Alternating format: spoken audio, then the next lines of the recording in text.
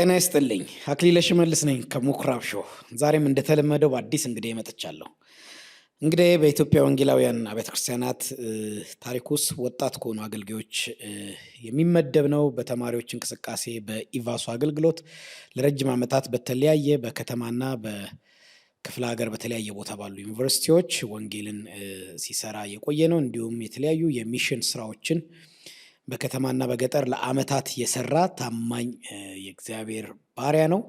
እንዲሁም በሌላኛው ክንፉ ደግሞ ትላልቅ ሀገራዊ ፕሮጀክቶችን በመምራት አብሮ በመስራት ረጅም ጊዜ አገልግሏል። አሁንም እንደዚሁ የተለያዩ ፕሮጀክቶች ላይ ይሰራል። በቅርቡ ደግሞ ከቤተ ክርስቲያንም ለሀገርም የሚጠቅም የሚሞግት ሁለንተናዊ አመራር የተሰኘ መጽሐፍ ለንባብ ያበቃል። በቅርብ ጊዜ መስከረም 25 ከዚህ ኢንተርቪ በኋላ በስካይላይት ያስመርቃል ያን መጽሐፍ። በመጽሐፉ በአመራር እና በአንዳንድ አገልግሎቶቹ ላወራው ወደ ምኩራብ ሾው ጠርቼዋለሁ። አብራችሁን ቆዩ። አብራችሁን ስትቆዩ የሚባክኑ ደቂቃዎች እንደማይኖራችሁ በመተማመን ነው። የምታተርፉበት ጊዜም እንደሚሆን እርግጠኛ በመሆን ነው። መልካም ጊዜ። ወንድሜ አሸናፊ ቀነኒ እንኳን ደህና መጣ። እንኳን በሰላም ጠበቀኝ። ምንድነው ፓስተሬ ነህ ልበልህ ወይስ ወንድሜ በቂ? ወንድም ይበቃል። ብዙ ጊዜ ረጅም ጊዜ ነው እናንተ በተለያየ አጋጣሚ የምንተዋወቀው። በግሌ በጣም ያው የሀሳቦችህ የሞጋች ሀሳቦችህ ለሀሳብ ነፃነት ሰዎችን ለመስማት ኢንከሬጅ ለማድረግ ያለ ቅርበት ከአገልጋዮች ከታናሻሾች ጋር በጣም አፕሪሼት አደርጋለሁ። ይሄ እንደ አጋጣሚ ይቆጠርልኝ ማለት ነው ለማመስገን። ቴንክ ዩ። እኔ ካስተዋወቅ በተጨማሪ ራስህን በምትገልጽበት ሁኔታ ገልጸህልኝ ልጀምር። ለእኔ ሚዲያ አዲስ ስለሆንክ ስለ ቤተሰቡ ሁኔታ፣ ስለ አንተ፣ ስለ ስራ እሱን ገልጸህልኝ ልጀምር። አሸናፊ ቀነኒ ይባላለሁ። የአምስት ልጆች አባትና አምስት ሙሉ ሰራዊት መሪ ነው። የአንድ ሚስት ባል ነኝ። ኦኬ። እና አሁን ሴንተር ፎር ኢንቨስትመንት ኔትወርኪንግ ኢትዮጵያ የሚባል ሲኦ ሆኜ ሞር ኦፍ ኢንቨስትመንትን ፕሮሞት ማድረግና ሄቪ ኢንዱስትሪዎች እንዲፈጠሩ ትልልቅ ስራዎችን ለመስራት እየታገልን ነው ላለፉት 3 ዓመታት። እንግዲህ የተሳኩ በቅርቡ የሚታዩ ይኖራሉ። ይሄን ካልኩ ይበቃኛል። ለረጅም ዓመታት ወንጌል ነው ያገለገልኩት። ወንጌል በማገለግልበት ጊዜ ብዙ ጥያቄዎች ነበሩኝ። ክርስቶስ ኢየሱስ ለሰው ሁሉ ነው የሞተው። ስለዚህ በተለያዩ የአስተሳሰብ መንታዊነት የተነሳ ብዙ ቦታ መድረስ አንችልም ነበር እና ገዳማዊነቱ የስንፍና ምልክት ሆኖ ይታየኝ ስለነበር አሁን ወዳለሁበት ትንሽም ቢሆን ገና ጅማሬም ቢሆን ለሀገርም ለቤተሰቦቼም ለሀገርም የሚጠቅም ሙከራዎች አሉ። ገዳማዊነት ብለህ የጠራኸው ወንጌልን ብቻውን ማገልገል ሌላ ስራ ሳይሰሩ የሚለውን ሀሳብ ነው። እንግዲህ 24/7 ቀን አለ። 24 ሰዓት 7 ቀን አለ። 24 ሰዓት 7 ቀን ፕሮፐርሊ የማያስጠቅም ከሆነ አንዱ ገዳማዊነት እሱ ነው። በወንጌል ስም ስንፍና ማለት ነው። በወንጌል ስም ዘመንን እድሜን the most expensive in your life በጣም ውድ ነገር ጊዜ ነው። የሰውነት መገለጫም ጊዜ ነው። ሰዎችን በአግባቡ ጊዜን ካልተጠቀምክ የሰውነት ክብርህንም ይነክፉሃል ማለት ነው። ስለዚህ ሰው ሙሉ ነው ለኔ። ወንጌል በጣም ጥቂት ነገር አይደለም፣ ሁሉን ነገር የሚዳስስ ነው ወንጌል። እሱ ደግሞ በሰው ሁለንተናነት ላይ የሚገለጥ ነው ማለት ነው። ከዛ አንጻር ለማለት ነው። እያጠራን እንሄዳለን። ይሄ ያው ክሪቲካል ነገር አንስተ ስለጀመርክልኝ ነው። ሞር ኦፍ ስለ መሪነት አወራለሁ፣ ግን እንደ አንድ የወንጌል አገልጋይ እኔ በግሌ የማውቅህ በሱኛው መስክ ነው፣ በተማሪዎች በኤቫሱ ላይ ባለህ በደንብ አገልግሎት። ከዛ በኋላ ብዙ ገጠር ከተማ ውስጥ የሚሽን ስራዎች በጣም ስትሰራ ነው ማቅህ ማለት ነው። ከቅርብ ጊዜ ወዲህ ማህበራዊ ሚዲያም ላይ በማየው ደግሞ በሌላ ሴክተር ተገልጠሃል። እኛ ጋር አገልጋዮች ብዙ ጊዜ ወደ እንደዚህ ይሄ ምንድነው ሁለት መሆን አይችሉም። አንደኛውን ሳከርድ ያደረጉትና ቅዱስ ያው ቅዱስ ነው፣ በእርግጥ የተለየ ነው። ከዛ ለሌላ ነገር መሆን እንደማይቻል በቃ ኮሊንጋችን ይሄ ነው፣ ሌላ ነገር መስራት አንችልም ይላሉ። እና አገልግሎትን ጀስት ከፖልፒት ጋር ከመድረክ ጋር እና ከእሁድ ጉባኤ ጋር ከማገልገል ጋር ያያይዛሉ። እና እንደ ክርስቲያን አገልግሎት ከዛ ያልፍም ወይ ማለት የስራ ቦታም የትኛውም ገበታ አገልግሎት አይደለም ወይ? የጨውና ብርሃን ሚናችንን ምንወጣበት ሌላኛው አጋጣሚ አይደለም ወይ? ኢምፓክት ምንፈጥርበት አይደለም ወይ? እንዴት ታይዋለህ ይሄን? ይሄ የፍልስፍና የእሳቤ ችግር ነው። የመንታዊነት ችግር ነው። ባይዘወይ ዲያኮቶሚ ስለተጠናወተን ከሱ ነው ችግሩ የሚነሳው እንጂ ከቢብሊካል ትሩዝ ከሆሊነስ እና ከጽድቅና ጽድቅ ካለመሆን ከመለየትና ካለመለየት ጋር። ለምሳሌ አንድ ሰው ወንጌላዊ ሆኖ በየካፌው ይውላል፣ ጎሲብ ያደርጋል ቸርች ውስጥ። ኢቭን በጣም ማትጠብቃቸው ነገሮች ይደረጋሉ። እሱን ማድረግ የማይፈራ ሰው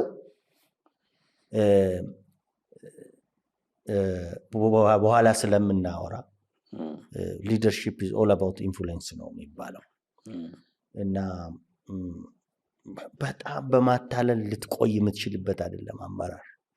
ከፐርሰናሊቲ ኢንፍሉዌንስ ጋር ከፐርሰናሊቲ ኢቭን ኢሞሽናሊ በጣም ዲፕ የሆነ ፌዝን፣ እምነትን፣ ቫሊዩ፣ ኤቲክስን፣ ስነ ምግባርን ከስሜት ውስጥ ራሱ ሊታይ በሚችል ሌላውን ተው፣ የእውቀት የምናምን ሌላውን ተው፣ እነዚህ ነገሮችን ሁሉ በያዘ መንገድ ነው እና ኢንፍሉዌንስ ነው። ስለዚህ እዚህ ጋ ነው ኢንፍሉዌንስ የማደርገው፣ እዚህ ጋ ነው ኢንፍሉዌንስ የማላረገው። ሰው ካለ የተቀበልከው ህይወት ያስፈልጋል። የተቀበልከው ህይወት ደግሞ በትጋት የሚገለጥ ነገር ነው እና በተጋህ ቁጥር በሄድክ ቁጥር የምትሄደው ነው። የእሳቤ ችግር እንጂ ለጌታ መለየት ማለት 4x4 ቤት ውስጥ መቀመጥ ማለት አይደለም። 4x4 ወይ ደግሞ የሆነ ሶሳይቲን ሰብስቦ ዋና መሆን ማለት አይደለም። ስለዚህ እውነተኛ ኢንፍሉዌንስ ካለ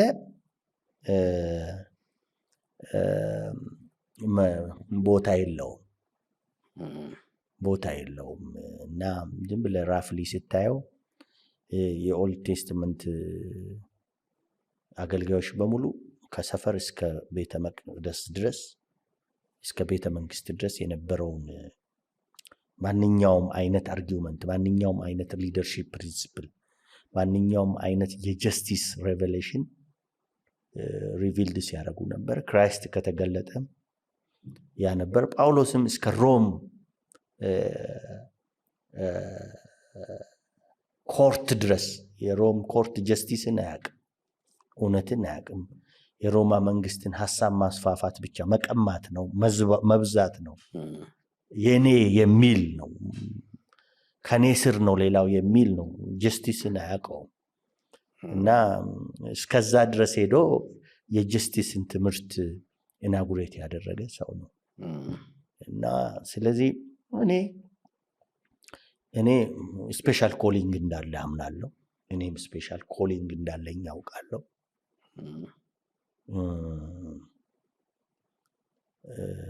ግን የኔ ኮሊንግ ባውንደሪ የለውም ብዬ ነው የማስበው። መልካም። ሁለንተናዊ አመራር 6ኛ ልጅም በል የመጀመሪያ መጽሐፍ ነው ለአንተ። እንግዲህ ያው መጽሐፍ ያው ልጅ ነው ይላሉ። ያው ብዙ ሌሊቶች ከልጆች ትሰርቃለህ፣ ከባለቤትህ፣ ከስራ ብዙ ታይም የሚወስድ ዝም ብሎ ነገር አይደለም። መጽሐፍ ዝም ብሎ አይጻፍም። በእርግጥ እኛ ሀገር ዝም ብለው የሚጽፉም እናውቃለን። እሱ እንዳለ ሆኖ ትክክል መጽሐፍ ሲጻፍ ዝም ብለው ሴንስ ምንድን ነው ፕላጃሪዝም ይባላል አይደል? ወይ ከሌላ ሶርስ ኮፒ ማድረግ ወይ በሌሎች ሰዎች አጽፎ እንትን ማለት ሀሳባቸውን እንደዚህ አሉ። በአጭር ይደርሳል። ያው ያንተ መጽሐፍ በደንብ የተጻፈ እንደሆነ ስለሚገባኝም ስለማቅም ጆርኒው ከባድ ነው። 6ኛ ልጅ ያልኩት ለዛ ነው ማለት ነው። ከተስማማህ አላውቅም። በእርግጥ ከመከራ የተወለደ ነው የምለው መጽሐፉ። እኔ ከትምህርት ቤት ስንወጣ ኢቫሱ ነው ጆይን ያደረግነው። እኔ 7 ቀን ነበር የምሰብከው። ቦሌ 11 ካምፓስ ነበር። 11ዱን ይይዛለሁ። መገናኛና 22 አካባቢ ወደ 7-8 ካምፓስ ነበር። 7ቱንም ካምፓስ ይይዛለሁ። አምቦን ይይዝ ነበር፣ ደብረ ብርሃንን ይይዝ ነበር እና ምሳ ሰዓት ሁልጊዜ ደሞዛችን በጣም ትንሽ ነው እና ምሳ ሰዓት ሁልጊዜ ከ6 ሰዓት እስከ 7 ሰዓት ተኩል ስብከት አለ። ዛሬ አድማስ ኮሌጅን ከሰበኩ ነገ አዲስ ኮሌጅን ሰብካለሁ። ስለዚህ ፐርሰናሊ ደግሞ 1-to-1 ሜንተር አደርጋለሁ እና ከቦሌ እስከ 4 ኪሎ ነበር ቢሮአችን፣ በእግራችን ነበር የምንሄደው እና ኢትዮጵያም ውስጥ ያልሄድንበት ሚሽን ሞቢላይዝ ያደረግንበት ኢቫንጀሊዝም ሚሽን እንላለን። ኢቫንጀሊዝም ስንል 1-to-1 ኢቫንጀሊዝም እንላለን። ሰዎችን ከግቢ ጀምሮ ሰፈሩን ጀምሮ እስከ ሌላ ቦታ ኢቫንጀሊዝምን 1-to-1 ኢቫንጀሊዝም ኢየሱስ ክርስቶስ ለሰው ልጅ ኃጢአት መሞቱንና መነሳቱን የኃጢአት መድኃኒት መሆኑ እያንዳንዱ ተማሪ እንዲሰራ እናሰለጥናለን፣ ፕሮግራም እናዘጋጃለን። ሚሽን ስንል ደግሞ ሁለንተናዊ ነው ብለን ነው የምናስበው። ተማሪዎች፣ የክርስቲያን ተማሪዎች፣ የፌሎሺፕ ተማሪዎች በእኛ ያሳለፍንበትን መንገድ ማሳለፍ የለባቸው። ጥሩ ተማሪ መሆን አለባቸው። መሪዎች ጥሩ መሪ መሆን አለባቸው። የመንግስት ሰራተኛዎች ጥሩ መንግስት ሰራተኛ መሆን አለባቸው። ኢቭን ሚሽን ዲፓርትመንት ውስጥ ትዝ ይለኛል ስለ ሴቶች ግርዛት እንኳን ክፉነት፣ ክፉ ባህል የሚባሉ ወይ ደግሞ ጥሩ ያልሆኑ ባህላቶችን ሁሉ እዛ ድረስ ሞቢላይዝ ለማድረግ እንሞክር ነበር። ከተማሪ እስከ ቤተክርስቲያን መሪ፣ ከተራ ሰራተኛ እስከ መንግስት ሰራተኞች ድረስ፣ እስከ መሪዎች ድረስ ሞቢላይዝ እያደረግን ሃርድ ወርከሮች እንዲሆኑ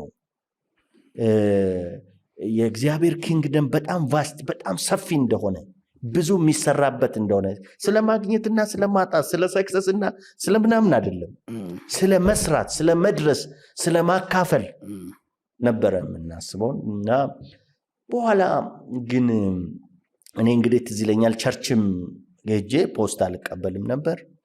አገባን። በዚህ መካከል አንዳንድ የሊደርሺፕ አስተሳሰቦቻችን እየተለወጠ መጣ። ኩዌሽን ማድረግ ጀመርን እና አክሲደንታሊ ኢቫሱን ሪዛይን አረኩ ማለት ነው። ከኑሮ አኳያ ነው ብዙ ነው። አሁን እሱን እዚህ ማንሳት ባልፈልግም አክሲደንታሊ ነው ማለት እሱ ሌላ ራሱ አንድ ቀን መጽሐፍና ኢንተርቪው ስለሚሆን እና ለቀቅኩ። 2 ልጆች ወልጃለሁ። አሁንም ልቤ ውስጥ ያለው ፓሽን ነው። ለሚቀጥሉት 5 ዓመታት እዛ ሪዛይን ሲያደርግ ሐሙስ ጠዋት ነው ትዝ ይለኛል፣ አርብ ጠዋት ነው ትዝ ይለኛል። ለሚቀጥሉት 5 ዓመታት ኦሮሚያን ቸርች ሞቢላይዝ አደርጋለሁ።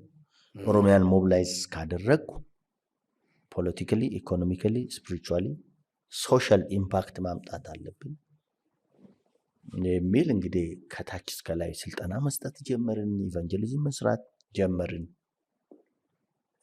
በዚህ ውስጥ ግን ፈንድሬዝ ማድረግ ኢቫሱም እያለ ልጆች ይቸገሩ ነበር፣ እዚህም እያሉ ይቸገሩ ነበር። እና አንተ የምትመራው ከኢቫሱ በኋላ ያለው ድርጅት ማለት ነው? አዎ ሄቨን ፋርም ይባላል። ወደ 3000 ፓስተሮችን በዲፕሎማ በዲግሪ ያስተምረናል። ብዙ ትሬኒንጎችን ሰጥተናል። በጣም ብዙ ሰዎች ጌታን ተቀብለዋል እና ደስ የሚል ነው። ግን እኛ መኮሮኒ ገዝተን ራሱ መክፈል ያቅተን ነበርና ብቻ እኔ ሆሊስቲክ የሚለውን ከኢኮኖሚ አንጻር፣ ከፖለቲካ አንጻር፣ ከሄልዝ አንጻር፣ ከካልቸር አንጻር እነዚህን ሁሉ ዋጅተን ክርስቶስን ለሌሎች ማድረስ አለብን የሚል አስተምር ስለነበረ ይህ ፊሎሶፊ ብቻ ነው ወይ? ከሚስቴ ጋር ተነጋገርን። አንቺ ሪዛይን ማድረግ አለብሽ፣ እኔም ኦልሬዲ ሪዛይን አድርጌያለሁ። እኔ ኮንስትራክሽን የተማርኩት ብሎኬት ማምረት አለብን ብለን ጀመር። 60,000 ነው ምናምን እዚህም እዛም ሰብስበን 30,000 ብር ማሽኑን በዱቤ ነው አንድ ወንደሰን ይባል ልጅ በዱቤ ሰጠኝ 30 ምናምን። ስንት ዓመት በፊት እኔ ሳቀ እሱን ትሰራ ነበር? አዎ ኦልሞስት 10 ዓመት ይሆናል። 12 እንደዚህ እና 10 ዓመት እንደዚህ እና በኋላ በብድር በዛ በዚህ አንድ መብራቱ የሚባል ጓደኛ ጥሩ ጓደኛ አለኝ። ሲሚንቶ መኪና ሙሉ ገዝቶ ሰጠኝ። በኋላ እየሰራን ከፈልን እና በሱ ፎርኤቨር እንግዲህ የትምህርት ቤት ክፍያ መክፈል አንችልም ነበረ። የኔ ስብከት ይልቅ የኔን ሱፍ ይዞ ነበር ሰዎች እና እንደምታቀኝ እኔ ለሐሳቤ ደፋር ነኝ። ለማምነው ነገር ነው የምኖረው። እሱ ደግሞ ኢቫንጀሊካል ሰርክል ውስጥ እንድትጠጋ እና ኦፖርቹኒቲውን ተጠቀም አያደርግም። ስለዚህ ሁለንተናዊነት የሚለው ከብዙ ዱላ፣ ከብዙ ግፊት፣ ከብዙ መጣል መገፋት ውስጥ የተወለደ ነው። ከዛ በኋላ በጣም የሄድኩበት ቦታ ጥሩ ሰክሰስፉል ነበር። የራሴንም እርሻ ጀመርኩ፣ ቦታ ወሰድኩ። በኋላ ትልልቅ ሰዎችም ሲያዩኝ አሁን ወዳለሁበት ቦታ ሆስት አደረጉኝ። አሁን በቅርብ ጊዜ ሊጀምር ይችላል እንግዲህ አይረን ኦር ቱ አይረን ሚል የሚያድግ የማይኒንግ ስራ፣ እሱንም ኮኦርዲኔት ማድረግ ኢናጉሬት ማድረግ ጀመርን። ብዙ ዋጋ ከፈልንበት። አሁን ትልልቅ ፕሮጀክቶችን ሆስት እያደረግን ያለ ነው። ከዚህ ነው ድሮ የኑሮ እና የህይወት ጭማቂ ነው። ከዛ ነው የተወለደ ሁለንተናዊ አመራር። እንግዲህ ኢሞሽናሊ፣ አካላዊ፣ ስሜታዊ ሁለንተና ሲባል እንግዲህ ፋይናንሻሊ፣ ሜንታሊ፣ ፊዚካሊ ይባላል። ሆሊስቲክ እና ያንተ ጥያቄ መሪ ነህ፣ ታገለግላለህ፣ የመሪነት ሮል አለ፣ እንደ ቤተሰብ እንትን አለ።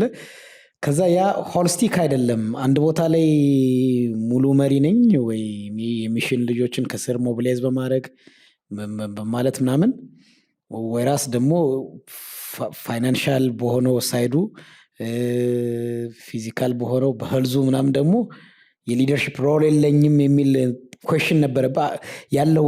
ጥያቄ እሱ ነው ከአንተ ጋር የነበረው አርጊመንት? አንዱ እነዚህ ነገሮች እኔ አስተምር ነበር ደፍሬ መሆን እንዳለበት። ሌላው ግን እኔ አትኖረውም።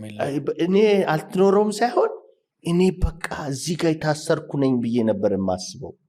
ከዚህ ውጭ መሆን እንደማትችል እንደዚህ ነው የምሄደው እና ሳየው ግን መጽሐፍን ጳውሎስ የሰው ሁሉ ምንድነው ምራጭ እንድንሆን አድርጎናል እንዳለው የእኔ ጥቅስ ነበር። ያይዛው ቆሮንቶስ ምዕራፍ 4 ነው። ቆሮንቶስ ምዕራፍ 4 እግዚአብሔር ራሱ ነው የሚለው መጨረሻ ላይ እና እንደሱ ነበረ የማስበው። እና ጓደኞች ነበሩኝና አብረን ምሳ ስንበላ ምሳ ሰዓት ምሳ ከነሱ ጋር ለመብላት እንደሚሄዱ ሁሉ ያስባሉና በእነሱ ገንዘብ እና ምንም አቅም የሌለው ሰው ነበርክ። ግን በእርግጥ በዛ ብሎ ነው የሚያስቡት። እና አንድ ቀን ሰበሰብኳቸውና እኔ ለሁላችሁም ሰጣቸዋለሁ አንድ ቀን እኔ ለተገለጠልኝ ሁለት እየተገዛው እንጂ ሰነፍ ስለሆንኩ አይደለም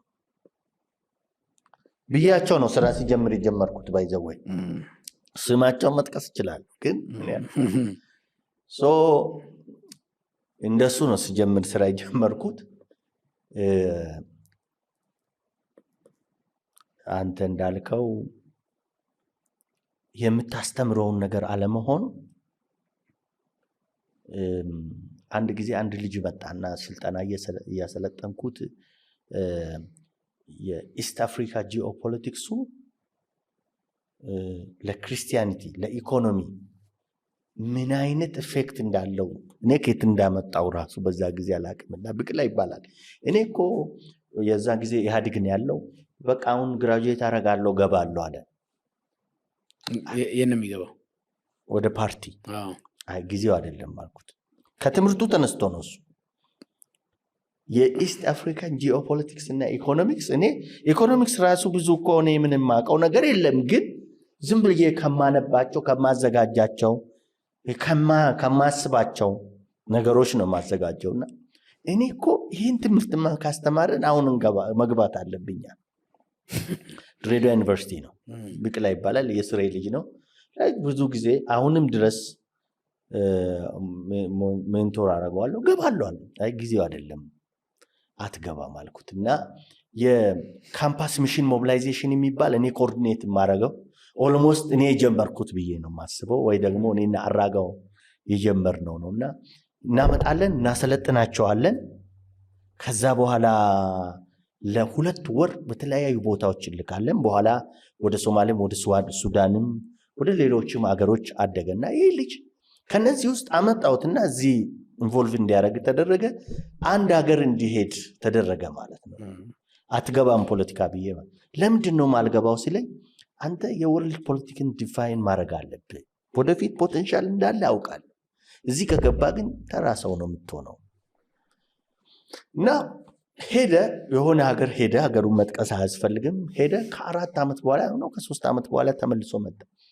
የዩሮፕን የዌስትን የኢስትን የአፍሪካን ችግሩን ፖለቲካውን ኢኮኖሚውን ሲተነትንልኝ ድሮ እኮ የነገርከኝ ይሄ ነው አይደል አለ።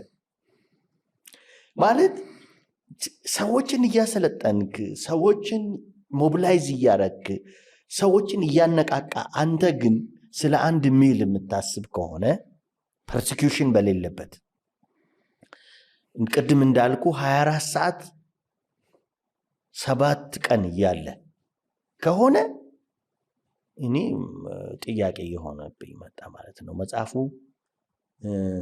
ራሴ አንድ ተረት አለ፣ ካልተናገሩ ምን አይደረጉም እንደሚለው ማለት ራሴ ማስተምረው ነገር ስትረስ እያደረገኝ መጣ እና መጨረሻ ላይ ብቻ የሚስቴ ቤተሰቦች ጋር ገባው። የቤት ኪራይ መክፈል አልተቻለም፣ ኑሮ መኖር አልተቻለም እና ወንድሞቼ ራሱ አማች ቤት ገባ ማለት ጀመሩ እና ቤተሰቦቼ ሚስቴ ቤተሰቦች ሁሉ ጥያቄ ውስጥ ገባ እና እኔ ግን ኢንጆይ ያደርግ ነበር፣ አስብ ነበር፣ ወዴት እንደመሄድ አስብ ነበር። በዛም ጊዜ ግን ቦልድሊ የምናገረው ሰው ጊዜውን መጠቀም አለበት። ጊዜ ነው ዋናው ነገር የሚል ነበር መጽሐፉ። ሁለንተናዊ የሚለው ከዚህ መጣና አሁን ያለውን ፍልስፍና ጋር ደረሰ ማለት ነው። ገራሚ ነው። ስለ ጊዜ አውራን እስቲ ትንሽ 2 ጊዜ ስለገለጽከው እና ይሄን የሚሰሙ ብዙ ወጣቶች በብዙ እንትን ውስጥ ያሉ ስላሉ ጊዜ ባይዘው ሁሉ ነገር ነው። ጊዜን የሚያውቅ ሰው አምላክን ማወቅ አይችልም። ባይዘው ጊዜን የማያውቅ ሰው አምላክን ማወቅ አይችልም። በቃ ጊዜ የማያውቅ ክርስቲያን በሙሉ በጊዜው የሚጫወት ሰው ሁሉ ሬቨሌሽኑ ላይ ጥያቄ ማንሳት ይኖርብሃል ማለት ነው። ማለት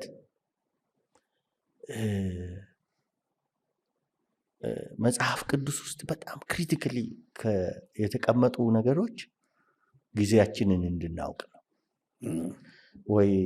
ወይ በመገለጥ ማወቅ ነው፣ ወይ በጥርጣሬ እንኳን ማወቅ ነው። በተለይ መሪ ሆኖ ጊዜን የማያውቅ ሰው ከሆነ ሁለት ነገር ይገጥመዋል።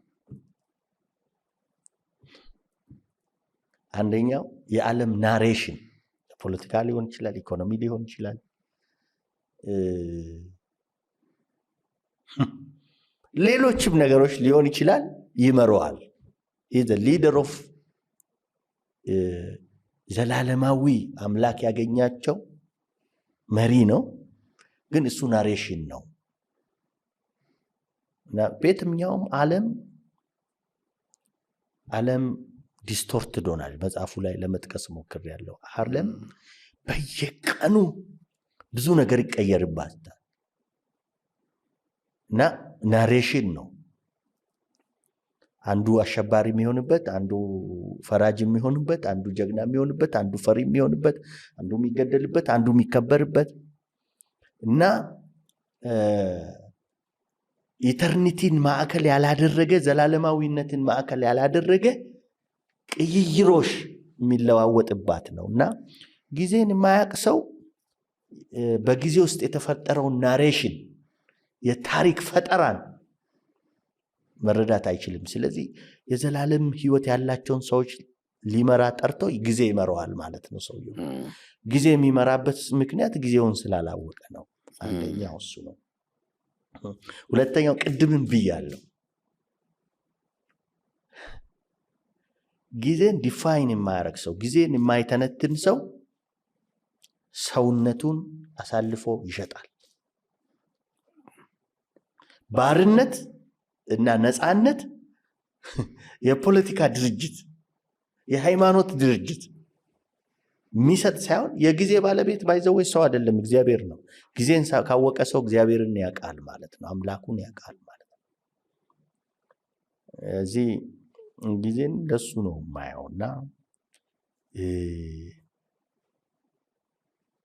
ብዙ ጊዜ እኔ መጫወት፣ መስራት፣ መነጋገር ምናምን ግን በጊዜው ያልሰራው የመሰለኝ ጊዜያቶች ረብሹኛል እና ሳክሰስ የሚሉት እንግዲህ ሰዎች በጊዜ ውስጥ ሰርቶ ስለሚያገኙት ነገር ነው።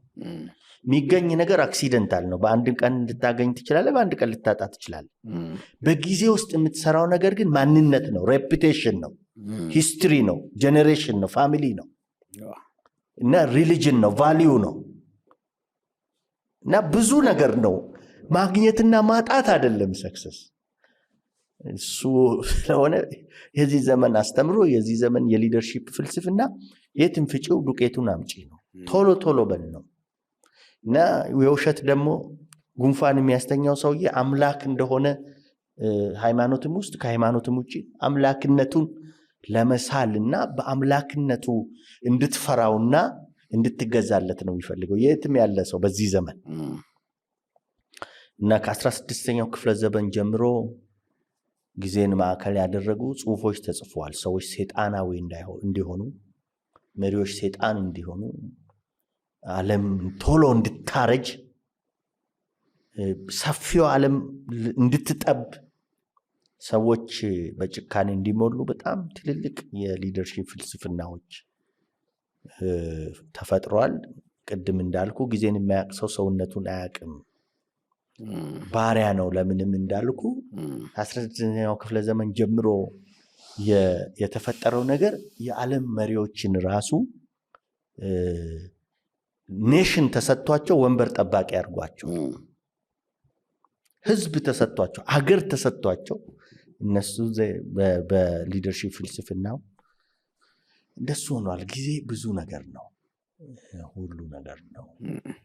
ኮርስ ምንድነው ዋን ነው እያልኩ ነው። እንደ ኢንተርቪው ሲሆን እየተማርኩ ነው እየሰማ ያለሁት። ስደበኝ ያው ከዋን ጀምረ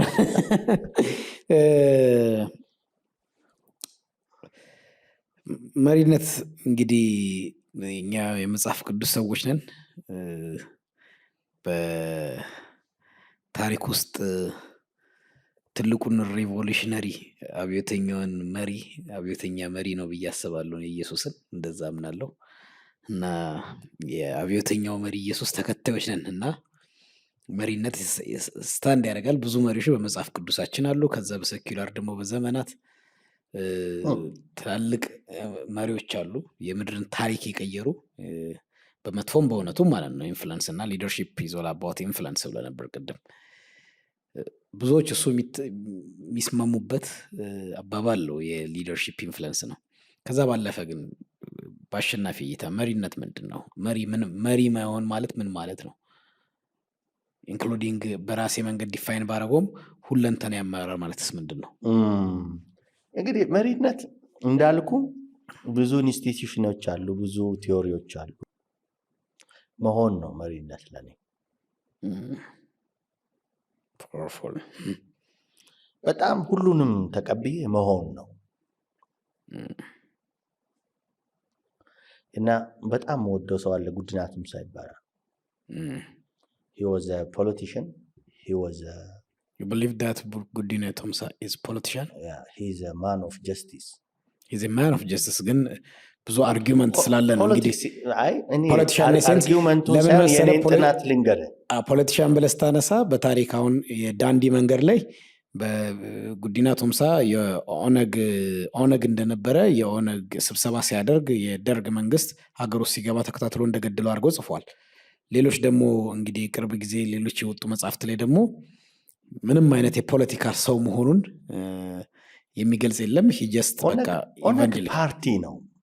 ግን ፓርቲ በሆነ የሰው አይምሮ ውስጥ የነበረ ሀሳብ ፓርቲ ይሆናል። እኔ ቢኖርበትም ባይኖርበትም አይ ዶንት ኬር። ኃጢአትም ጽድቅም አይደለም።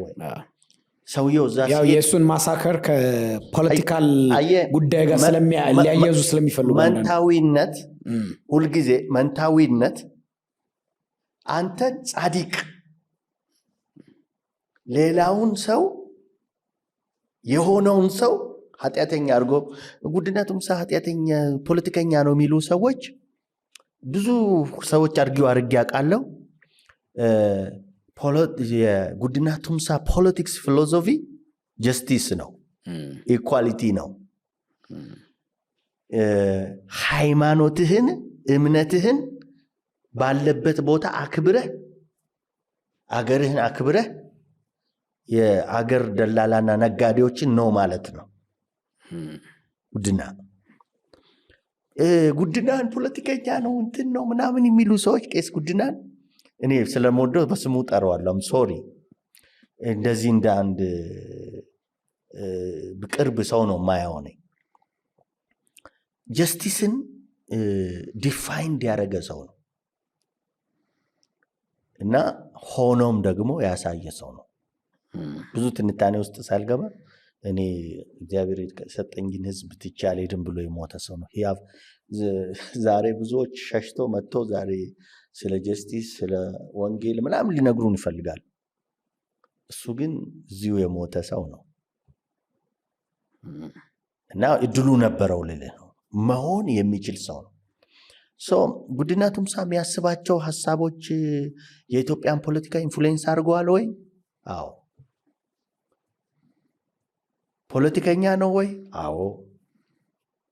የፖለቲካ ፍላስፋ ነው። የፖለቲካ ፈጣሪ ነው፣ መሪ ነው። እና እኔ ሪስፔክት መሆን ነው ስልህ ለምታገኘው መሆን ሳይሆን ለምትሞተው መሆን ነው። ብዙ ሰዎች በጉዲና ቱምሳ ሌጋሲ ኢንተርቴን እያደረጉ እድሜያቸውን የሚፈጁ ብዙ ሰዎች አሉ። እሱ ሌጋሲ እና ታሪክ ሰርቶ ነው ያለፈው፣ ናሬሽን አይደለም፣ ታሪክ ሰርቶ ነው ያለፈው። እና መሆን ነው ስልህ እሱ ነው። እና ሁለንተናዊ አመራር መሞትንም ነው የሚጨምረው። ፐርሰናል ዴቨሎፕመንትን አይደለም፣ በሶሻል ኢኮኖሚካል፣ ፖለቲካል፣ ስፒሪቹዋል ምናምን ዴቨሎፕመንት እኮ አይደለም፣ እስከ መሰቀል ድረስ መሄድን ነው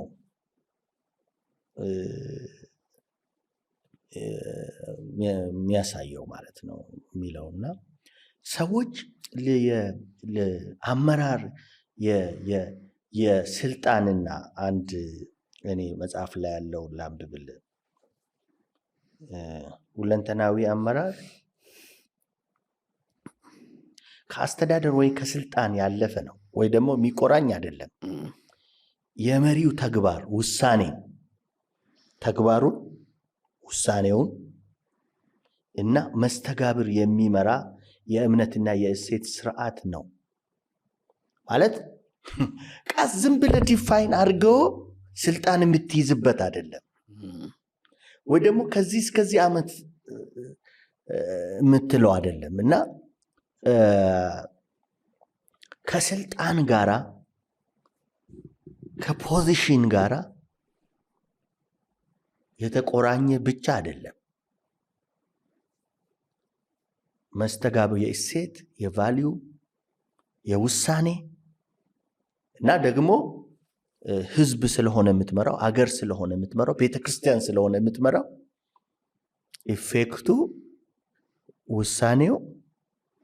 ውሳኔው ኢፌክቱን ያሳያል። የገነባውን ሰው ባህሪ ያሳያል እና ውጫዊ ብቻ አይደለም፣ ውስጣዊ ብቻ አይደለም፣ ማደግ ብቻ አይደለም፣ መሞት ይጀምራል። ጉዲና ቶምሳን በዚህ ነው ምሳሌ ያደረገው አንተ?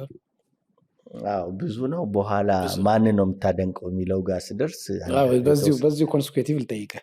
በመሪነት እንትን ለአንተ ኤግዛምፕለሪ መሪ ከዚህም ከሀገር ውስጥም ከውጭም ሀገር ውስጥ አላውቅም ከዚህም ከሆነ አንድ የምወደው ዶክተር አለ፣ ቤን ካርሰን ይባላል።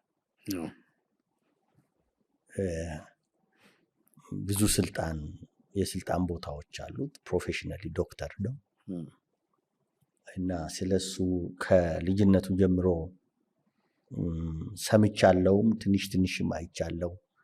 ከትራምፕም ጋር ለሪፐብሊካን ተወዳድሮ ነበረ እና የዚህኛው ምርጫ ነው ባለፈው የመጀመሪያው ላይ ከዛ ትራምፕ አልፏል። እንግዲህ ዓለም እንደሱ ነው እና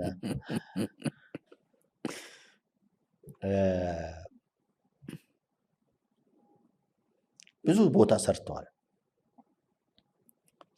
እና ቅድም ያነሳሁት ከስልጣን ጋር ሳይሆን ከመስዋዕትነትና ከኮንትሪቢሽን ጋር ነው ስልጣንን የሚያገናኘው። ሰውየው ኮሚትድ ነው እና እሱን ነው የማየው። ሁለተኛ ጉድናን ነው የማደንቀው።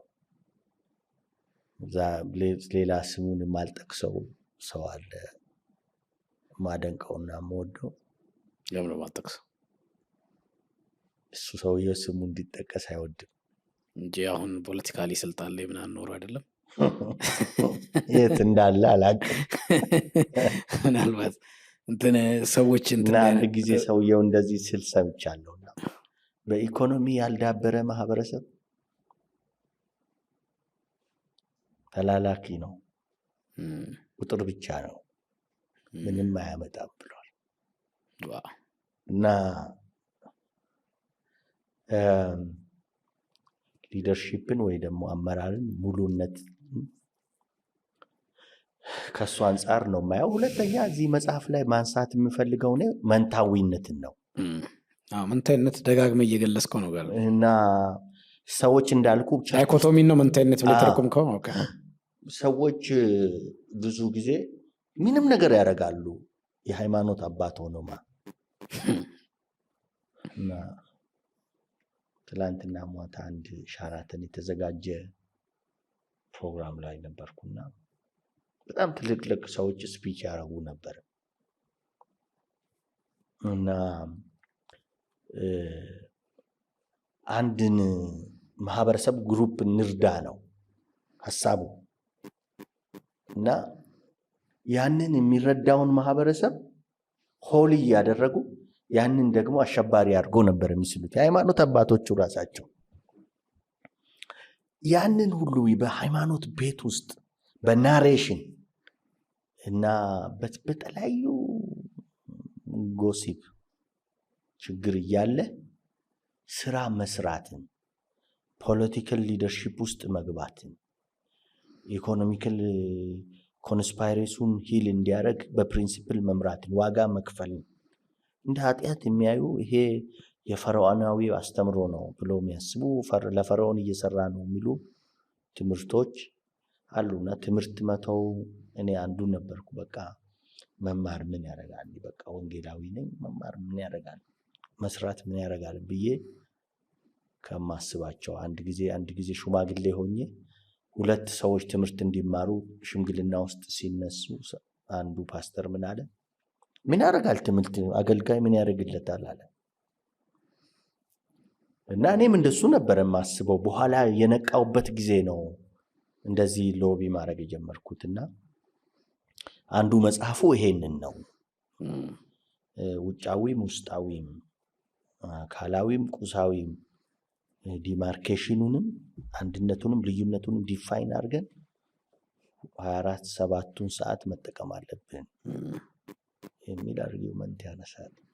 እኔ መሪ እንግዲህ ስለ መሪነት ብዙ መጽሐፍ ተጽፏል። እንግዲህ በጣም ብዙ እንግዲህ እኔ አላቅም። ብዙ ሰዎች ጆን ማክስዌልን ያደንቁታል በሊደርሺፕ በመጽሐፉም በምኑም ስትሮንግ ከሚባል ዓለማችን ላይ ተያዩት ስለ መሪነት ብዙ ከጻፉ ሰዎች ነው። እኛም ሀገር ሊደርሺፕ ለየጻፉም አሉ። የሆነ ሳለ ሊደርሺፕ ትምህርት ቤት እንደ ፋሽን ሆኖ ነበር ሊደርሺፕ መማር። በጣም የሆኑ ሲዝኖች የመንግስት መስሪያ ቤቶችን በኮታ ከሆነ መስቦታ ወደ ቦታ ለማድረግ በርቀቱ ላይ የሊደርሺፕ ትምህርት እየተማሩ ዲግሪ ማስተር ሲይዙ ነበር። አንዳንድ ኮሌጆችም አሉን በሊደርሺፕ እንትን ብዙዎቹ የፖለቲካል በተለይ ሰዎችን ሀገሪቱ ውስጥ ያሉ የፖለቲካ ሰዎችን አመራሮችን ለማብቃት ተቋሙ ሲጠቀም አያለሁ። የምናውቃቸው የሊደርሺፕ እኛ ያሉ ኢንስቲትዩቶች ብዙ ከመንግስት ሰዎች ጋር ይሰሩ ነበር በፊት በኢህአዴግም አሁን ባለው አላውቅም። ተቋማቱ እነኚህ ተቋማት በእኛም በሀገር ደረጃ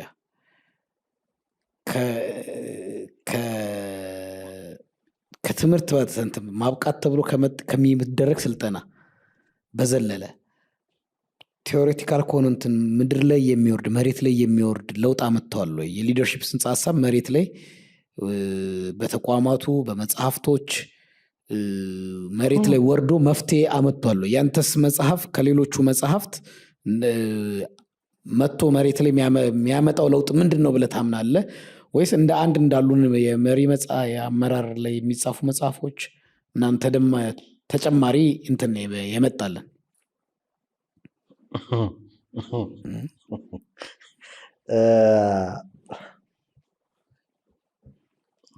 እኔ እንግዲህ ጀማሪ ስለሆንኩ ያው ስራው ላይ ያለ ፕራክቲካል መጽሐፉ እንደኔ ይሆናል ብዬ ነው የማስበው። በአንተ አይነት ጥያቄዎችና ህይወት ውስጥ የሚያልፉ ሰዎችን አድሬስ ያደርጋሉ። አዎ እንደኔ ይሆናል። ቅድም ስነሳ የኔን መንገድ ነግሬያለሁ አይደል? እንደኔ የሚንገላታ ይመስለኛል ይሄ ነው የማስበው። ግን ቅድም አንድ ነገር መጽሐፉ ላይ አንድ ነገር አነሳለሁ። ከ1960ዎቹ ጀምሮ የኢቫንጀሊካል ሙቭመንት በሆል አፍሪካ በኃይል እየተነሳ ነበር። ሰዎች ጌታን ይቀበላሉ፣ በመንፈስ ቅዱስ ይሞላሉ፣ ይፈወሳሉ፣ ምን ይላሉ። ግን ማለት ሊደርሺፕ እኮ ዴቨሎፕመንት እንዲያመጣ ነው። ዴቨሎፕመንት በሁሉ ነገር እና ወደ ከራሳችን እንጀምር ብዬ ነው። እኛ ብዙ ያበላልሽንበት ቦታ ብንጀምር ሊደርሺፕ እና እኛ ጋር ነው ደግሞ ከሰኪላሩ የሚበልጥ በቸርች ውስጥ በኢትዮጵያ ኮንቴክስት ስለ ሊደርሺፕ ብዙ የተሰበከበት የተማረ በደንብ ኢንተርቴን እናደርጓለን ሀሳቡን። በተለያዩ መዋቅር ደረጃ ስልጠና ይሰጣል። በዛም ደረጃ ያው መጽሐፉም ስላለ ክፍትንን ለዚህኛው ሀሳብ ምናልባት ኢንስቲትዩሽኖቹ ራሱ እኛ ሀገር ያሉት የሊደርሺፕ ኢንስቲትዩቶች ምናውቃቸው ትላልቆቹ የመንግስት ሰዎችን ያሰለጠኑት ብዬ ልገልጽልህ የሞከርኩት ከዚሁ ከኢቫንጀሊካል ሰርክል ሰዎች የተወለዱ ናቸው። ለማከል እንግዲህ እሱ እንግዲህ ይሁንና ከ1960ዎቹ ጀምሮ ትልቅ ሙቭመንት ኢን ነምበርም በጣም በቁጥር በመንፈስ ቅዱስ ስራ በፈውስ በምናምን ቸርች ብዙ ሄደዋል። ግን ጦርነት ቆመዋል ወይ ማለት ጦርነት አይቆምም። ግን እኔ ወንድምና እህት ግን የሚጋደሉበት የሚበሉትን ነገር የሚያቃጥሉበት ጦርነት አይባልም። ስለዚህ ከዛ ነው የሚጀምረው የኔ ጥያቄ ማለት ነው። እና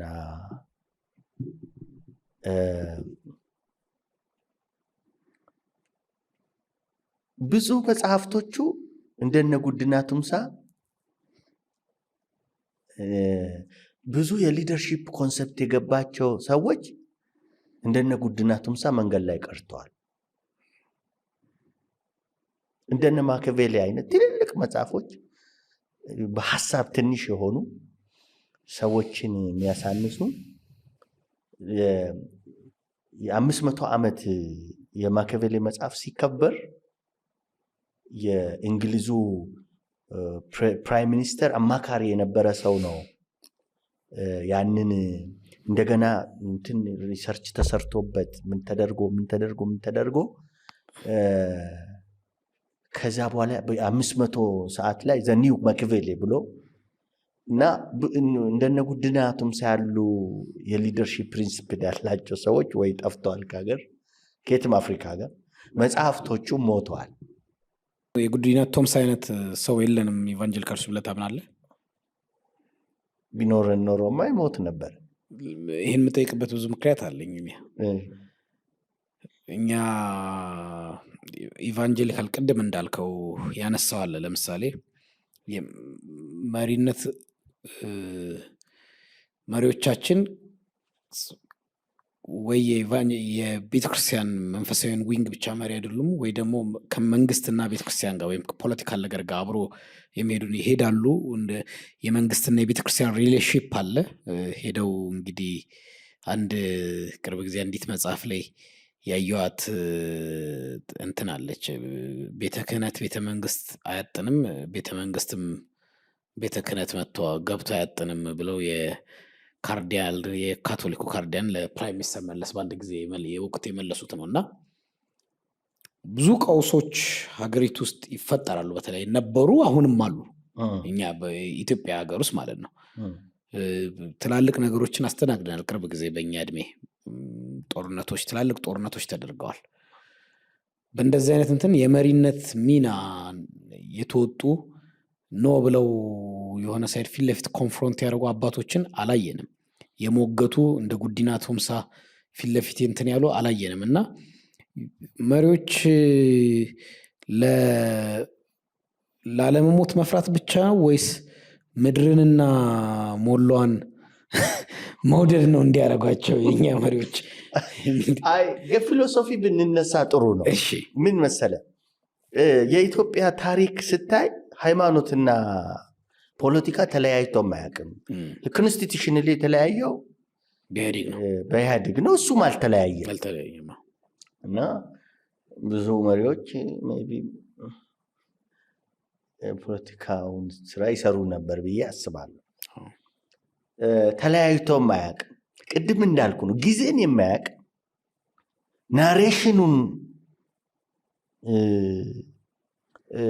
ናሬሽኑን አንደርስታንድ ያላደረገ ሰው ቢቃወም ራሱ ናሬሽኑን ነው የሚፈጽመው። እኔ በዚህች ዕድሜ አይቻለሁ። በቃ በጣም ከማከብራቸው ሰዎች ይቃወማሉ፣ ግን ሰርቪት ትቶ መሄድ ይፈልጋል። ሪዛይን ማድረግ ይፈልጋል። ጸጥ ማለት ይፈልጋል። ዲፌንድ ማድረግ ይፈልጋል። እሱን ለማድረግ ግን ከናሬሽኑ በላይ መሆን አለበት ሰው ማለት ያንተ ነው የሚሉት እኮ መጀመሪያ መሪዎቹ። እና ባይዘዌ ቤተ መቅደስና ቤተ መንግስት የሚባል ነገር የለም። ሁሉ ቦታ እግዚአብሔር ነው።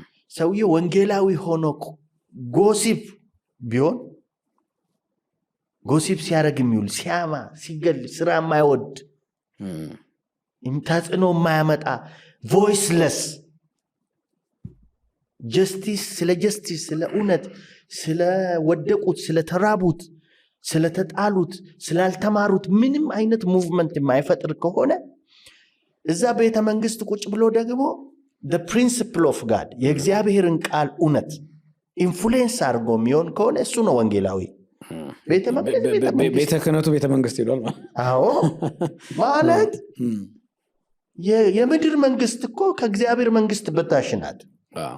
እኛ ለዓለም ሰይጣናዊና ክፋት አለመገዛት ነው እንጂ የማንሰብክበት የማንገለጥበት ኢየሱስን ሪቪል የማናረግበት ቦታ የለም። ይሄ 21ኛው ክፍለ ዘመን ደግሞ ይሄ አክራሪ ነው፣ ይሄ ምንድን ነው ብሎ ስም ይሰጥሃል። ይሄ ሊበራል ነው፣ ይሄ በቃ ስም መስጠት ነው ስራ። ከዛ አንተ ስሙ ውስጥ ገብተህ ማንነትህን ሉዝ ታደርጋለህ እና ሰው በትክክል ሰው ሳትሆን አምላክ ነኝ ትላለህ በድፍረት። ምክንያቱም ያ ቦክስ ስላለ ማለት ነው። ኢን ዘ ቦክስ በደንብ ሳያስብ ሰው ከቦክስ ውጭ አስባለሁ ብሎ መፈላሰፍ ፈልጋል። ከዛ በኋላ ምን ይላል? እኔ እኮ መንፈስ ነኝ አምላክ ነኝ ሁሉ ይልሃል። እኔ ከጸለይኩልህ ትድናለህ፣ እኔ ካልጸለይኩልህ ትሞታለህ ይላል። ሰው መሆኑን በትክክል ሳያረጋግጥ የሰውነት ማንነቱን ፕሮፐርሊ ማኔጅ ሳያረግ ማለት ነው። እና ያልሆንከውን እንድትሆን የሚያረግህ ለምታምነውና ለተገለጠልህ ነገር እንዳትሞት የሚያረግህ ከናሬሽኑ በታች መሆንና አንድ ጊዜ አብያተ ክርስቲያናትን እንደዚህ አልኳቸው።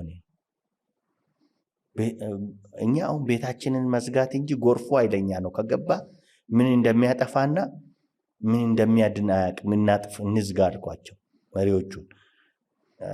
ብዙም አልገባቸውም።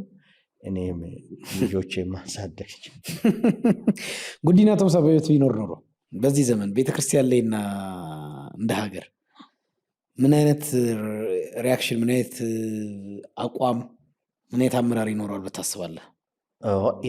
የዓለም ወይ ሞታል ወይ ደግሞ ድምፁ ይሰማል። አሁን ያሉበት ሁኔታዎች በሙሉ አይቀጥሉም በእንደዚህ አይነት ሁኔታ። ማንም ሰው ቆም ብሎ ያያል። የማይሰማ ሰው ደግሞ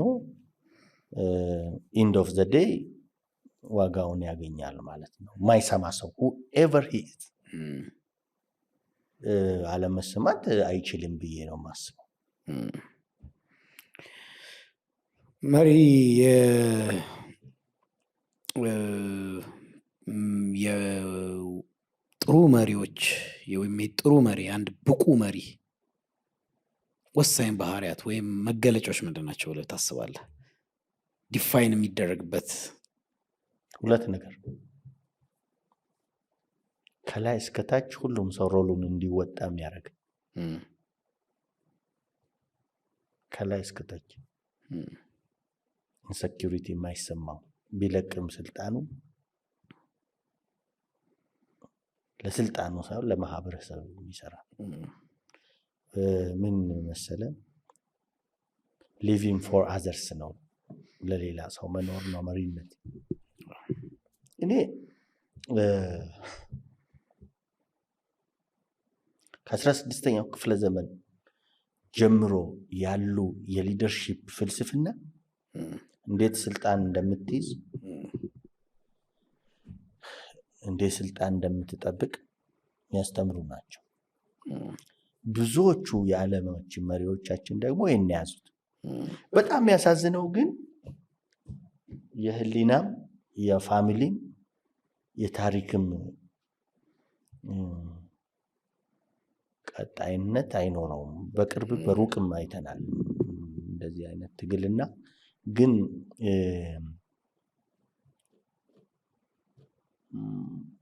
ፊሎሶፊ ኢዝ ኤቭሪቲንግ እና እንደዛ ነው። አሁን ዲፋይን ባረከው እንደው አይ ቲንክ ዘሌዋውያን ላይ ይመስለኛል ስለ ሙሴ በጣም ሀምብል እንደሆነ እግዚአብሔር ሲናገርለት ያወራልና እሱን ክፍል እንግዲህ ስረዳው ያው አሁን ኢንሴኪዩሪቲ ያልከው ስልጣኑን ይሄ የማረግ አቅም ኖሮት ግን በዛ ቡስት ማያረግ ሚክነስ ያለው ትሁት ሀምብል የሆነውም በእንደዛ ይመስለኛል የገለጠው እግዚአብሔር።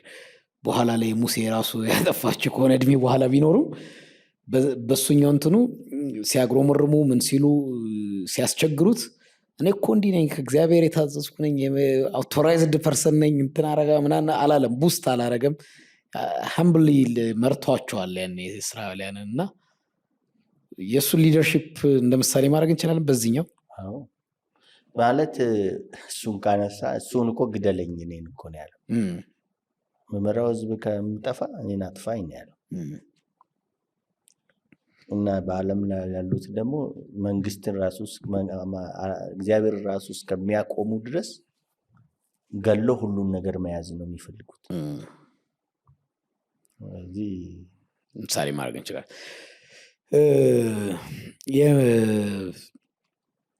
የአፍሪካ ሀገር ውስጥ ኢትዮጵያ ውስጥ አፍሪካም ኢትዮጵያም መሪዎች በጣም አይተኬ ይሆናሉ። ዋንስ ፖዚሽን ከመጡ በኋላ ቅድምም እንዳነሳው ኤኒታይም ኢንሴኪዩሪቲ የማይሰማው ሊደርሺፑን ብለህ ስላነሳ የመሪ እንትን የአፍሪካ መሪዎች አንዱ ባህሪ አይተኬነት ነው። በስልጣን ያሉትም እስኪያረጁ ነው የሚይዙት። ከዛ በወጣት ሊደርሺፕ አያምኑም። እንደኛ እንደ ኢትዮጵያ ቅርብ ጊዜ አሁን ባለው መንግስት የኔ ምልከታ በወጣት ሊደርሺፕ በደንብ ይታመናል ይመስለኛል። በጣም አያለውም ብዙም ኢነርጄቲክ ያንግ ልጆች ወደ ፖዚሽንም ወደ ስራ ፊት አይተናል። ከበፊቱ የተነሳ የተለየ ማለት ነው። ግን የበፊቱ ትውልድ አይለቅም ስልጣን። ቤተክርስቲያን ላይ አሁን ከመንግስት ተቋማት ተምሮ ያልቀየሩም ቤተክርስቲያን መንግስት ብዙ ቀይሯል ብዬ አምናለሁ እኔ። እና መሪ በወጣት ሊደርሺፕ አይታመንም። ስፔሻሊ ቸርች አሁን አይታመንም። ፖዚሽኑ አይለቀቅም። በቃ ዋንስ ያዘ ነው። ወጣት ሊደርሺፕ ኢዝሊ ወደፊት አይመጣም። ወይ ተገፍቶ መስራት እየቻለ አቅም ሲያጣ በራሱ የሆነ ነገር ለመስፋፋቱ ምክንያት ይመስለኛል ሄዶ ሚኒስትር የራሱን የሆነ ነገር የሚያደርግበትን ይፈልጋል። የራሱ እንትን ቢሆንም የሊደርሺፕ ክፍተት ነው ብዬ አምናለሁ። እና በራሱ የመሪነት መርህ እድሜ መለኪያው ነው። ወጣት መሪ መሆን አይችልም። ከዛ የሀገራችንን ብሂል በተለይ በቤተክርስቲያን አካባቢ መጥቶ በወጣት ሊደርሺፕ አለማመንን፣ ፖዚሽን አለመስጠት፣ ወጣቶችን ትረስት አለማድረግን በራሱ እንዴት ታየዋለህ?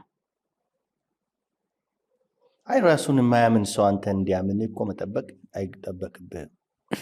ነገርኩ እኮ ችግሩ ቤተ ክርስቲያንም ሆነ ፖለቲካው እዚህ ሀገር ላይ ትልልቅ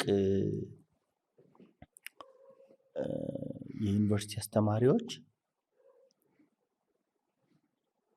ትላንትና ይሄ ነው የሚያዋጣው ይላሉ። ዛሬ ደግሞ መልሶ ይሄ ሴጣን ነው ይለዋል። ናሬሽኑ ነው እንጂ ሰው ኢንፍሉዌንስ የሚያደርገው ሪያሊቲ አይደለም። ስለዚህ ጊዜ ወይ እድሜ ማተራረግ። አንዴ ትምህርት ቤት ስንማር አንድ ሰውዬ እንደዚህ ብሏል እና ምን ሲሰጠው ስልጣን ይችን 3 ነገር ብቻ ያዘው ብለው ይመክረዋል አሉ። ልክ ስትመጣ አዲስ ራዕይ ነው፣ አዲስ ችሎታ ነው፣ አገር እቀይራለሁ፣ ሁሉን እቀይራለሁ በል። 5 ዓመት ከቆየ በኋላ በቃ ደግሞ አስቸገሩኝ ምናምን በል። እሱን ማለፍ ሲያቅት እናጣራለን በል።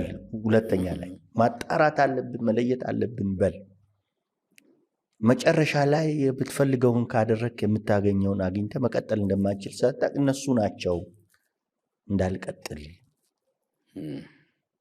ያደረከኝ በል ብሎ መከረው ብሎ አንድ አስተማሪችን ሲነግረን ትዝ ይለኛል።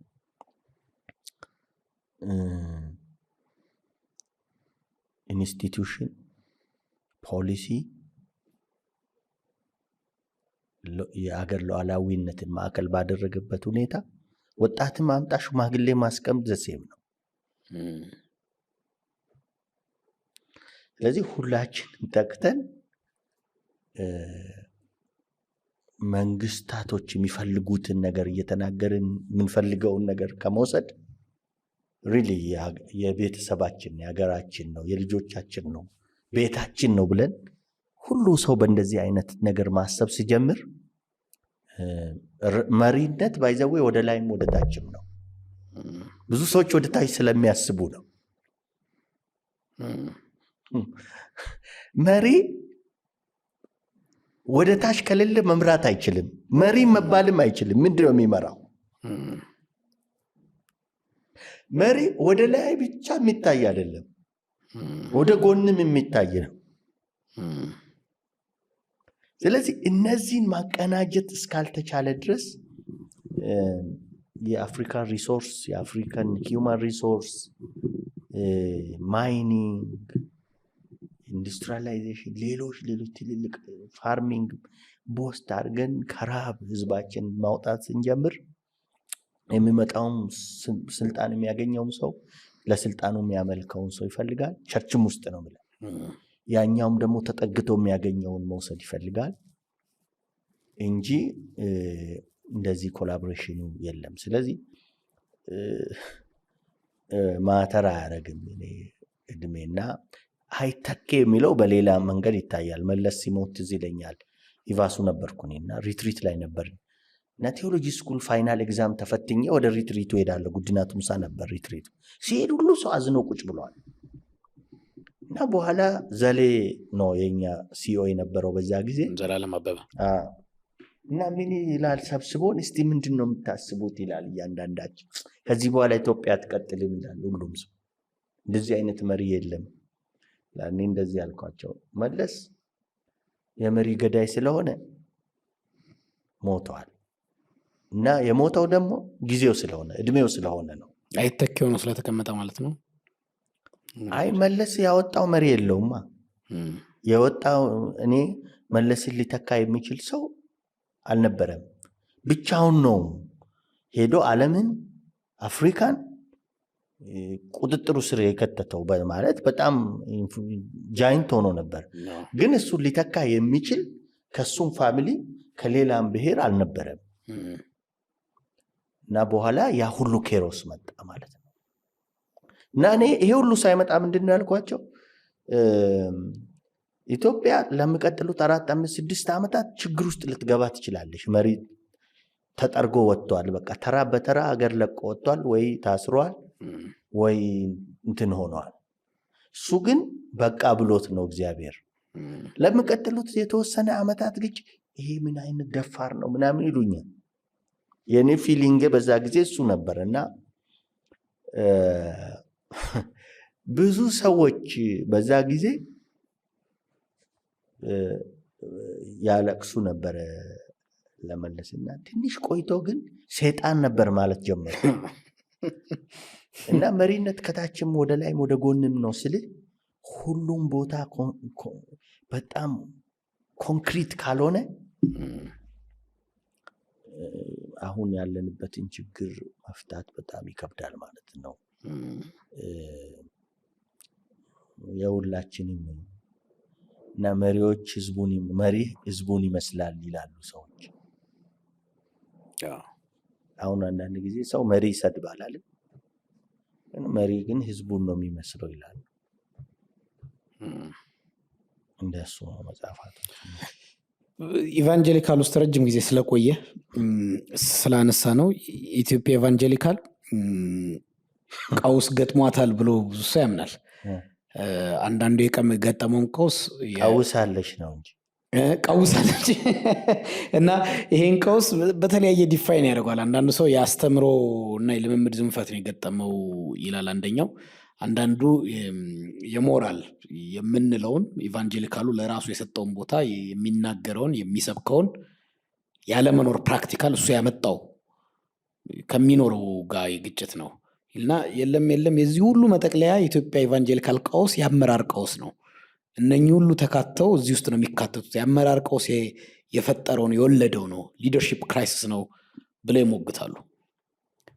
አንተ በየትኛው ይሄን እኔ እንዳልኩ ከኢቫሱ ስወጣ ኦሮሚያን ከደረስን ኢትዮጵያ እንደርሳለን። ኢትዮጵያን ከደረስን ኢስት አፍሪካ እንደርሳለን። ይሄ ደግሞ ሁለንተናዊ ፖለቲካል ነው፣ ኢኮኖሚካል ነው፣ ስፒሪቹዋል ነው። የምን ኦሮሚያን ከደረስናል ካንተ ከኦሮሚያ ምንድነው ምክንያቶች አሉ። አንዱ ኦሮሞ ስለሆንኩ ሊሆን ይችላል። ለዛው ለራሱ ግን ምንም እሱ በራሱ ምንም ችግር የለውም እኮ ከሱ አኳያ ነው ስለምታውቅ የህዝብን ባህሪ ነገር ስለሚያስለቅሰኝ ነው እሱ እንዳለ ሆነም የህዝብን ባህሪ ከማወቅ የጂኦግራፊካል ነገሩን ከማወቅ ቋንቋውን ከማወቅ በሱ መነሻነት ነው። ሁለት ነገር 1980ዎቹ አካባቢ የነበሩ ሚሽነሪዎች ኦሮሚያን ከደረሳችሁ ኢትዮጵያን ትደርሳላችሁ፣ ኢትዮጵያን ከደረሳችሁ ኢስት አፍሪካን እና አፍሪካን ትደርሳላችሁ እና ከዚህ በኋላ የአፍሪካ ጊዜ ነው ብሎም ብዙ ሰዎች ያምናሉ እና ይሄ ሞቢላይዜሽን ማቀጣጠል አለብኝ የሚል እምነት ነበረኝና what is the problem of Oromia Church ብዬ ነው የጀመርኩት ሪሰርች መስራት ጀመርኩ። እንግዲህ እኔ ሰሜኑን ኢትዮጵያ በደንብ አውቃለሁ፣ ደቡቡን በደንብ አውቃለሁ፣ መሃሉን በደንብ አውቃለሁ። ሚሽን ሰራ ስለነበረ ሰብክ ስለነበረ የዞርኩ እና ህዝቡም የሚመስለውን ነገር በደንብ አውቃለሁና የሰሜን አካባቢ ሰው ሎጂካልም አይደለም፣ ወንጌልም እንደ ሰይጣን ነው የሚያየው። ስለዚህ በገፍ ሚሽነሪ ማፍለስ አለብን፣ በስራ በሌሎችም ነገሮች በፖለቲካ በምናምን ሰዎች ሄዶ ያንን ማህበረሰብ ከኑሮ መቀየር አለባቸው። የሚኖሩት ኑሮ በጣም ያሳዝናል እና እሱ ነበረ እና እሱ ብቻ ሳይሆን በዛ ጊዜ ከታች ስለሆነ ወደ ላይ ሚሽን አገልግሎቱ ስለጀመረ ብዙ ቁጥር ቸርች ነበር፣ በብዙ ቁጥር ሰው ነበረ። እነዚህ ሞቢላይዝ ካረክ ሪሶርስ ነው በራሱ እንደ ማንከባለል ነው። ነዳጅ ሞልቶበት ባርሜል እንደምታንከባልለው ቁልቁለት ላይ እንደዛ ነበረ ማስበውና ኦሮሚያ ስገባ ግን የገጠመኝ ነገር ከባድ ነበር። ኢንተርናል እና ኤክስተርናል ነው ፕሮብለሙ። የኢንተርናሉ ሚሽናል አልነበረችም ቸርችቷ። ላለፉት 20 ዓመታት ሚሽናል አልነበረችም። ሁለተኛ ቢብሊካል አልነበረችም። የ3 ወር ስብከት ብታያቸው ኢንተርቴይንመንት ላይ ዊሽ ላይ ነው እንጂ ፍሮም ጄኔሲስ ቱ ሬቨሌሽን ቁጭ ብሎ ከትክቶ አስተምሮውን ሰጥቶት ሚሽናል እንዲሆን ቢብሊካል እንዲሆን የሚያደርግ አልነበረም። ከዛ የተነሳ ለምሳሌ ነቀምት ከተማ ከሆነ ቸርቹ ያለው ሽማግሌ የሚመረጠው በጸጋው አይደለም፣ ከየት ነው የመጣው ምንድነው አለው ተብሎ ነው መሪ የሚመረጠው። ስለዚህ ክፍፍሎችም ነበሩ በዛ አምቢብሊካል ስለሆነ አሚሽናል ስለሆነ ማለት። ሁለተኛው ኤክስተርናል ነው። እዚህ የነበረው ኢንተርቴይንመንት ውጭ ያለውን ጥያቄ መመለስ አልቻለም። የሊደርሺፕ ጥያቄ አለ፣ የኢኮኖሚ ጥያቄ አለ፣ የሶሻል ጥያቄ አለ፣ የጀስቲስ ጥያቄ አለ። ህዝቡ ጥያቄውን ሊመልስለት ስላልቻለ ወደ ትራዲሽናል ሪሊጅን እና አንቲክራይስት የሆኑ ሙቭመንቶች በጣም ሙቭ እያደረጉ መጡ ማለት ነው። አንደኛው ኤክስተርናሉ እሱ ነው። ትዝ ይለኛል ከባድም ቢሆን የአምቢብሊካል የሆኑ ሜሬጆች ገንዘብ ፍለጋ ምን ፍለጋ እና በቁጥር በወረዳ ውስጥ 6-7 ሰው እንደዚህ ኳየር የነበረ ምናምን የነበረ በሜሬጅ ሄድ ነበረ ወደ ሌላ ነገር። ምንድነው ብለ ሰዎቹ ስትጠይቃቸው ኢኮኖሚካል ነበረ ጥያቄያቸው። የቸርች ድግግሞሽ ነበረ እና ሰውም መጽሐፍ ቅዱስ ጋር ተለያይቷል። እንደ ሌላው ሃይማኖት የራሱን እንደዚህ ትሆናለህ፣ ተነስተ መሬቱ ርገጥ፣ ጮ ምናምን የሚባሉ ነገሮች ብቻ ናቸው በየሳምንቱ የሚደረጉት እና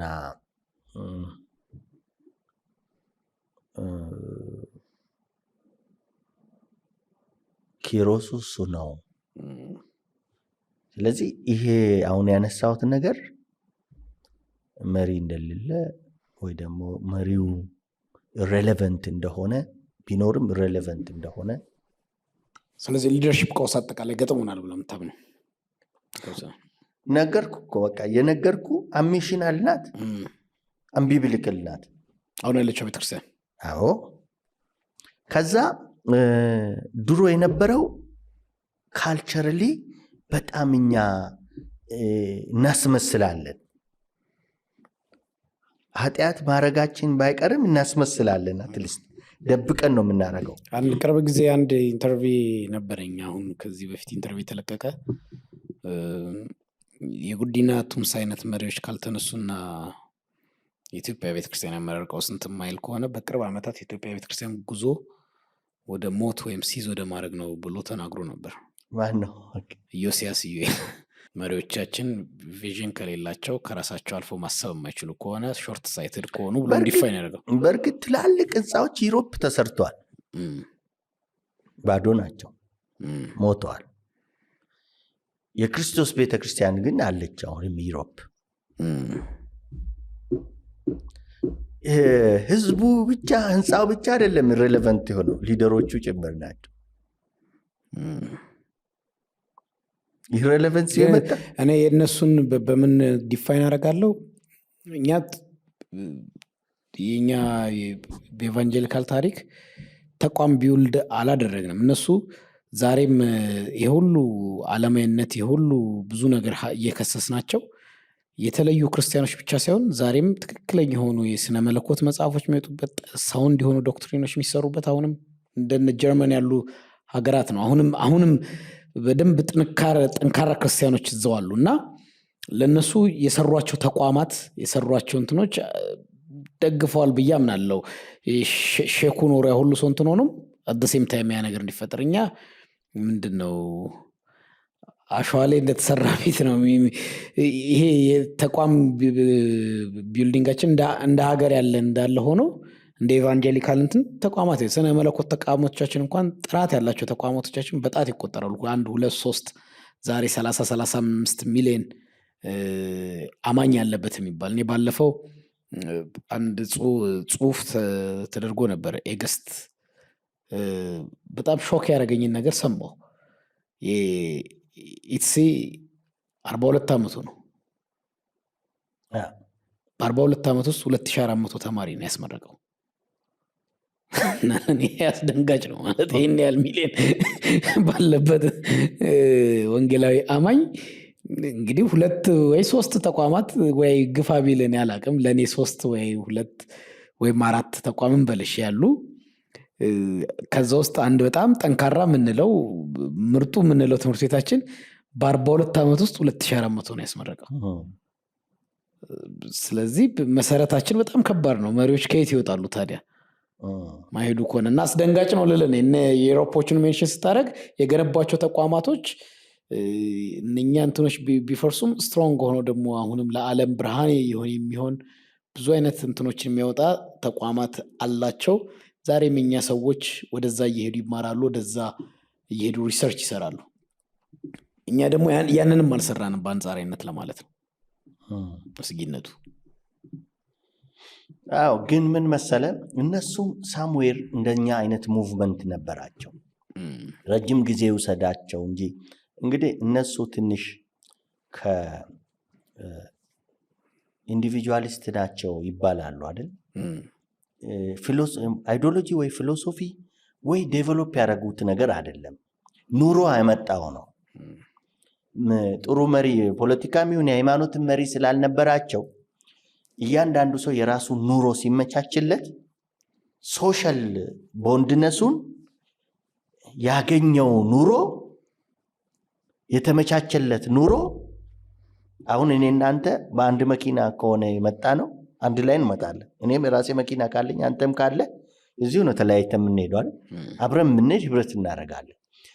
በጣም ፋሲሊቲ ሲሟላላቸው ከፋሲሊቲው ጋራ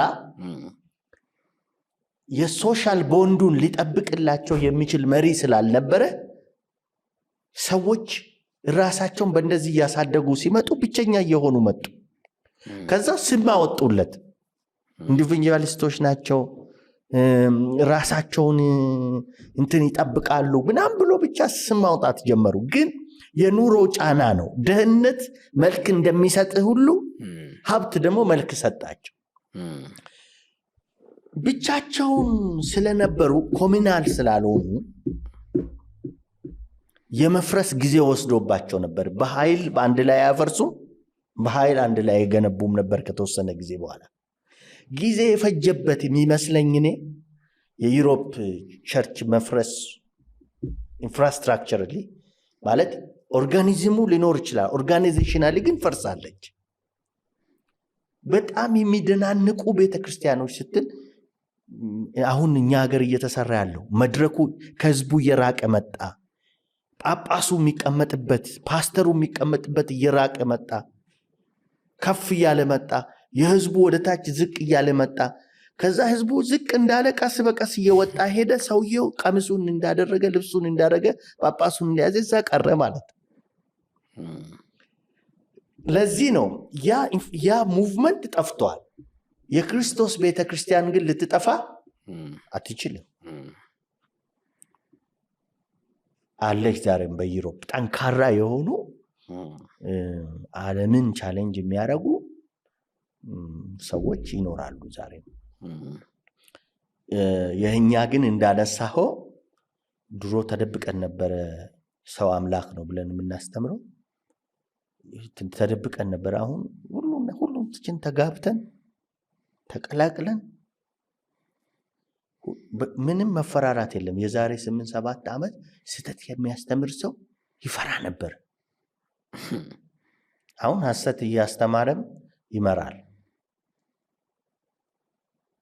እና የኢትዮጵያ ቸርች መታረቅ አለባቸው ብሎ ነበረ የዛሬ 6-5 ዓመት ሙቭመንት የተጀመረው።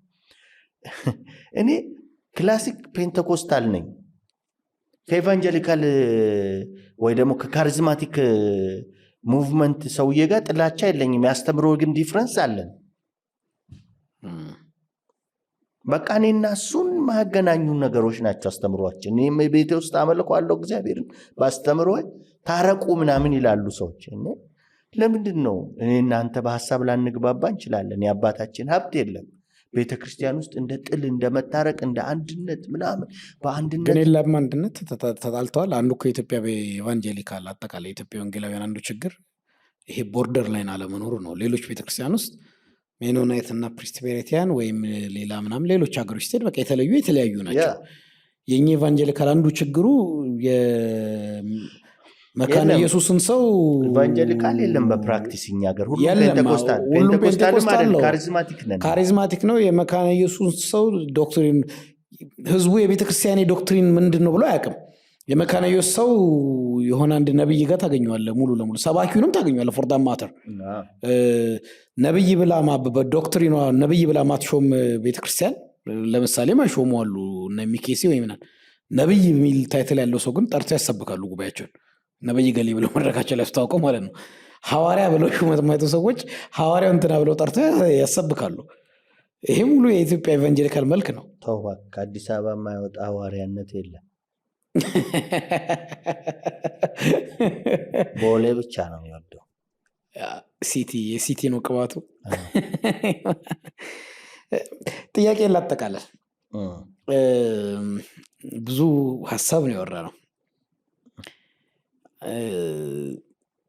ከመጽሐፍ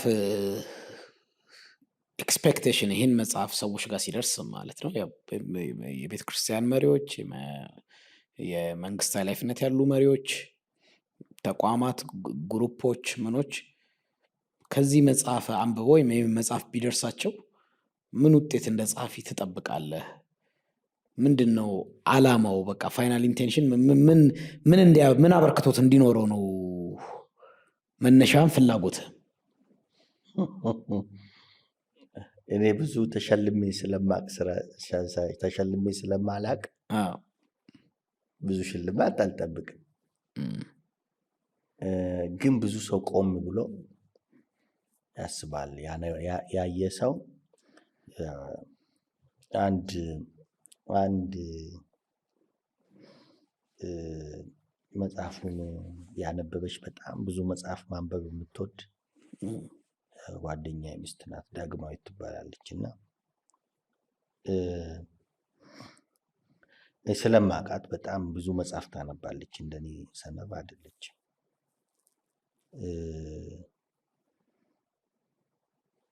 ያለችውን እንደዚህ ትላለች ብዬ አላስብም። ሀገራችን ሕዝብ የአዲስ ዓመት ስጦታ ነው ብዬ አምናለሁ። እያንዳንዱ ቤተሰብ ሊያነበው ይገባል። ለእኔ በተለይ በአካልና በቁስ መሀል ያለውን ልዩነት በአዲስ መልክ የተረዳውበትና እንደገና ደግሞ አንድ ሰው እንዴት ሁለንተናዊ ዘርፍ መሳተፍ ይችላል የሚለው ተግባራዊ መልስ ያገኘውበት ነው። ልክ ሐዋርያው ሼን አላነበውም፣ በጣም ትንሽ እንትን ስለሆነ ማለት ነው። እና ከዛ በኋላ ከእሷ ጋር ትንሽ አውርተን ነበር እና ሰው ካነበበ እንደዚህ የተደባለቀብን ነገሮችን ከሰው ማንነት ጀምሮ እዚህ ከተማ ላይ አሁን ተግባራዊ ያልሆነ ፊሎሶፍ ማነው አየር የሆነ ለምሳሌ ትዝ ይልሃል፣ ድሮ አንድ የኔ ጓደኞች የኔ ዘመዶች ጫት ይቅሙ ነበርና ከተማዋ ትንሽ ስለነበረች ተሳቢው የኛ ነው፣ ፎቁ የኛ ነው ምናምን ይላሉ። እና ልክ ቅሞ ጨርሶ እንትን 10 ብር አለ ብሎ ይጠይቀዋል መልሶ። ባለተሳቢዎች ነበሩ። እንደዚህ አይነት እሳቤዎች፣ አስተምሮች፣ ግርግሮች፣ ማታለያ እንቅስቃሴዎች ይረግባሉ። ላገኙ ሰዎች ትንሽ መንገድ ሊሰጥ ይችላል የሚል ጥርጣሬ አለኝ። መልካም። ለምኩራብ ሾው የመጀመሪያ እንግዳ ነኝ። የመጀመሪያ ጊዜ ነው፣ ግን የመጨረሻ እንደማይሆን እርግጠኛ ነኝ። ብዙ ሀሳቦች ከሰዓት አኳያ ያስኳቸውንም ጥያቄዎች ያልጨረስኳቸው አሉ፣ ግን እግዚአብሔር ሌላ እድል ይሰጠናል ማለት ነው። በዚህና በሌሎች ርዕሰ ጉዳይ እንድናወራ ከአንተ ጋር ብዙ ልናወራቸው የምንችላቸው ርዕሶች አሉ። በግሌ ስንደዋወል የተለያየ ጊዜ ስንገናኝ ብዙ ሀሳብ ላይ ስለምትሞግተኝ ሀሳቤንም በነፃነት ጋር ከአንተ ጋር ስለማሽከረክር በብዙ ርዕሰ ጉዳይ ላይ መወያየት እንችላለን ብዬ አስባለሁ። አሁን እንደ በፊቱ ቸርች እንደቀየርክ ሀሳቤንም እንዳትቀይር እንደ በፊቱ ኢዝሊ አሁን ላላገኘ እችላለሁ። ኦልሬዲ የስራ ኮሚትመንት ምናምን ቢዚ ነው፣ ግን የተመያቸ ግን እንገናኛለን ብዬ አስባለሁ። ሌሎች ላይ እድል ልስጥ። ግን የመጨረሻ ማለት የምትፈልገው ካለ እኔ እንደ ምኩራብ ሾው እንደ ምኩራብ ሚዲያ በመስከረም 25 ከቀኑ 8 ሰዓት ነው የሚጀምረው። ከቀኑ 8 ሰዓት በስካይላይት ሆቴል የሁለንተናዊ አመራር የመጽሐፍ ሪሊዝ ኢናጉሬሽን እንደ ምርቃት ሪሊዝ ይደረጋል። በዛ በዕለቱ ትላልቅ ሰዎች ይገኛሉ። መጽሐፉ ላይ ሪፍሌክሽናቸውን ያቀርባሉ፣ ውይይቶች ይደረጋሉ። በዛ ፕሮግራም እንድትገኙ መገኘት የምትችሉ የአመራር ነገር የሚያሳስባችሁ፣ ሀገራዊ ቤተክርስቲያን ከመሪነት ጋር የተያያዘ ነገር የሚያሳስባችሁ፣ ወደፊት ዕጣ ፈንታ የሚያሳስባችሁ፣ እንደ ቤተሰብ፣ እንደ ሀገር፣ እንደ ቤተክርስቲያን የተለያዩ አመራር ቦታ ላይ ያላችሁ ሰዎች እንድትገኙ መጋበዝ ፈልጋለሁ። ይህ የኔ ግብዣ ነው። እንግዲህ በሌሎች ፕላትፎርሞች ግብዣም ይደርሳችኋል። እንደ ምኩራብ ሚዲያ የኔን ፕሮግራም የምታዳምጡ ተጋብዛችኋል ለማለት ነው። ሁለት ነገር ነው በመጨረሻ ማለት የምፈልገው። በየትኛውም የኢትዮጵያ አካል ውስጥ የምትኖሩ ሰዎች፣ በየትኛውም የህይወት ስታንዳርድ እና በየትኛውም ሃይማኖት ውስጥ የምትኖሩ ሰዎች ስንሞት አንድ በአንድ የሆነች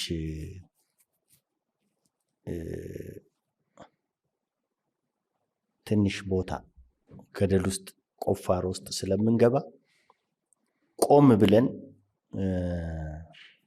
ከእልህ ከጥቅም ከትንሽ ጥቅም ወጥተን ሐሳብን፣ እውቀትን፣ አመራርን እና አብሮ መኖርን ልዩነታችንን እና ማንነታችንን ጠብቀን በፍቅርና በመከባበር እንድንኖር ቆም ብለን እንድናስብ አብረን ኖረን ተከባብረን ኖረን ድህነታችንን ማሸነፍ ካልቻልን አንዳችን እያዋረድንማ ፍጹም ድሃ ስለምንሆን ፍጹም የሰውነት ማንነታችንን ሉዝ ስለምናደርግ የተሳካልን እንኳን የመሰለን ሰዎች ሁሉን ያሸነፍን እንኳን የመሰለን የተሸነፍን መስሎን ደግሞ እልህ ውስጥ የገባንም ሰዎች ካለን ቆም ብሎ ማሰብ፣ ማሰላሰል፣ አብሮ የመነጋገር ፕላትፎርሞችን መፍጠር ጥሩ ነው ብዬ አስባለሁ። እንግዲህ ሁለተኛው የኔ ሐሳብ እኔ በጣም ብዙ ሰው ሰፖርት አድርጎኝ ነው እዚህ የደረስኩት እና አሁን የምለው ከብዙ ሰው ያገኘሁት ነው። በተለያዩ መንገድ ሰፖርት ያደረጋችሁኝ ሰዎች እግዚአብሔር ይባርካችሁ ለማለት ፈልጋለሁ። ግን ወንድሜ አክሊሉ እንዳለው መስከረም 25 ስካይላይት እንገናኝ። አመሰግናለሁ። በጣም አመሰግናለሁ አቶ አሸናፊ ቀነኒ የምኩራብ ሾው እንግዳ ስለሆንክ እግዚአብሔር ያክብርልኝ። ውድ የምኩራብ ሾው ተከታታዮቼ ከአቶ አሸናፊ ቀነኒ ጋር በአመራር በቤተክርስቲያንና በተለያዩ ርዕሰ ጉዳዮች ያደረግነው ቆይታ ይመስል ነበር። በፕሮግራሙ በብዙ እንደምትጠቀሙ በጣም እርግጠኛ ነኝ። ሀሳብ አስተያየታችሁን እንደተለመደው ስክሪኑ ስር ባለው ቁጥር በዋትሳፕ በመደወል ሊሆን ይችላል፣ በቴክስት ሊሆን ይችላል። እንዲሁም በዚሁ ፕሮግራም በሚለቀቅበት ፕላትፎርም ላይ በኮሜንት መስጫው ሳጥን ላይ እንድታጋሩን ኢንቦክስ እንድታደርጉልን አበረታታለሁ። ምኩራብ ሚዲያን ሰብስክራይብ ያደርጉ፣ ለሌሎች ያጋሩ። ከዚህ ፕሮግራም ጀምሮ ደግሞ በጂኤምኤም ቴሌቪዥን ላይ ይህን ፕሮግራም ጨምሮ መተላለፍ ይጀምራል። ስለዚህ በዛም በጂኤምኤም ቴሌቪዥንም ይህን ፕሮግራም የምትከታተሉን ወገኖቼ የምኩራብ ሚዲያን ሰፖርት እንድታደርጉ፣ ሰብስክራይብ እንድታደርጉ፣ ሼር እንድታደርጉ ጥሪ አቀርባለሁ። በሌላ እንግዳ እስክንገናኝ ድረስ ሻሎም።